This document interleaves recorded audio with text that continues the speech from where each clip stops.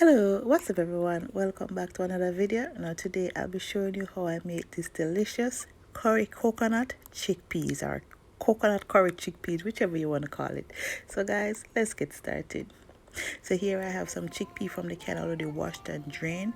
I have some Irish potatoes, some coconut milk, I have some green seasoning, I have a mixture of all-purpose, Cajun and complete. I have some onion, bell peppers, and I have my better pack curry.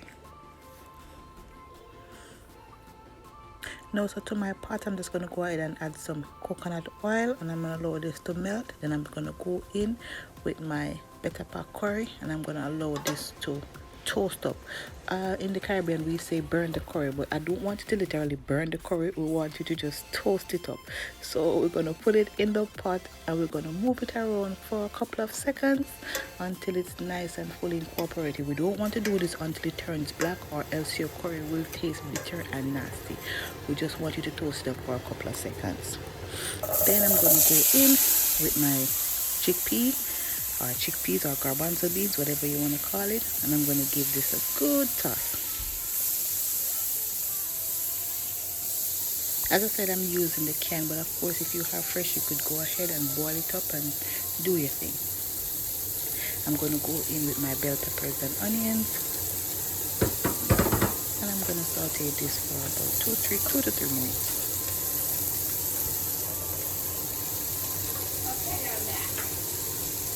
And then I'm going to go in with my green seasoning. My green seasoning has everything in it. I will leave a link for this down in the description box, so you could go ahead and check it out, or link it in the cards above.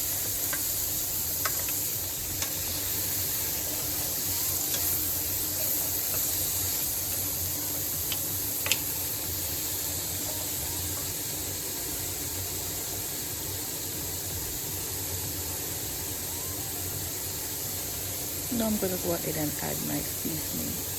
Guys, I'm using a mixture here, but of course you could use whatever flavor profile you like. You could blend your own all-purpose seasoning. And I'm going to go in with my Irish potatoes.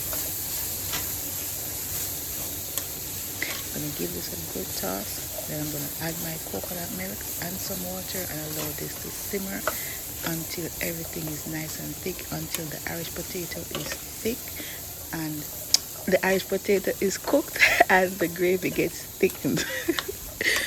Guys, I don't know what's going on this morning. I'm having a tongue twister here.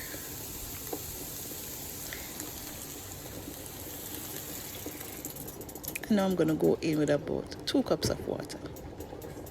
And I'm using hot water here because I don't want to slow down the cooking process. I'm going in with some hot water.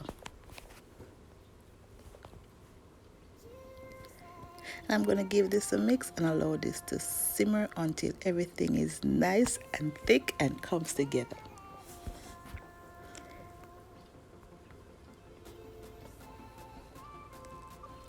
After about 20 minutes, I'm going to go in and give this a mix to make sure that nothing is sticking. And to the looks of this needs to reduce a little bit more. But if you want this to thicken up, you could just use your spoon and press the potatoes against the side of the pot to make a thicker sauce or thicker gravy, whatever you want to call it. And you just cook this down until you reach the desired texture that you are looking for.